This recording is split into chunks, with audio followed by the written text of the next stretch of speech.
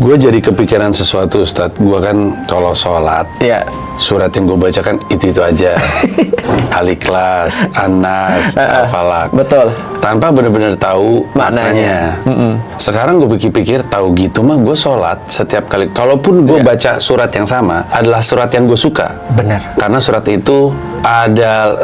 itu antara menggambarkan apa yang gue rindukan, Iya. atau apa yang gue cari, atau apa yang gue suka. Itu aja yang gue baca. Simbol dan statement. Harusnya seperti itu gitu. Jadi misalkan gue lagi gamang soal menjalankan comika, terus gue ketemu sebuah surat di Al-Quran yang kurang lebihnya kisahnya tentang atau aturan berdagang atau kisah tentang berniaga dan segala macamnya yang gue suka, Iya. sehingga gue bacain terus ketika gue sholat, karena gue pikir ya ini kayak gue bilang sama diri gue sendiri bahwa lu masih bisa ya ngeliatin ini semua.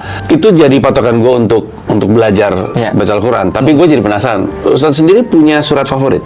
Semua surat favorit itu pendek-pendek. Ideal berarti untuk saya Oke. juga. Jadi bener Mas. Dan yang Mas lakukan itu yang dilakukan oleh para sahabat. Bacaannya, suratnya dari yang dia suka. Betul. Karena ulama-ulama bilang begini, tahu nggak kenapa Al-Quran tidak diturunkan sekaligus? Jawabannya sederhana, di dalam Al-Quran sendiri dikatakan supaya setiap ayat yang turun punya makna bagi kalian.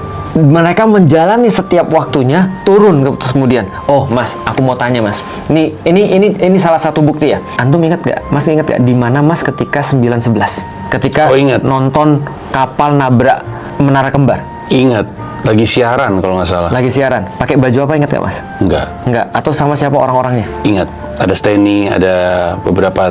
Ya saya ingat 2 momen itu.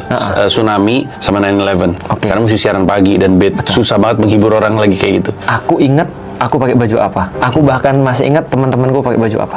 Karena itu momentum banget. Yang kedua, aku ingat pertama kalinya aku jatuh cinta sama Ummu Alila. Dia pakai baju apa, di mana, dan seperti apa. Berarti kita akan ingat peristiwa momentual. Pertanyaanku sederhana. Masih ingat nggak 17 Juli 2021?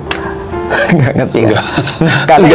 Karena kita nggak menjadikan itu sebagai experience. Iya. Bagi sahabat, setiap ayat yang turun itu adalah sebuah peristiwa yang mereka anchoring dalam diri mereka. I see. Maka mereka benar-benar paham artinya.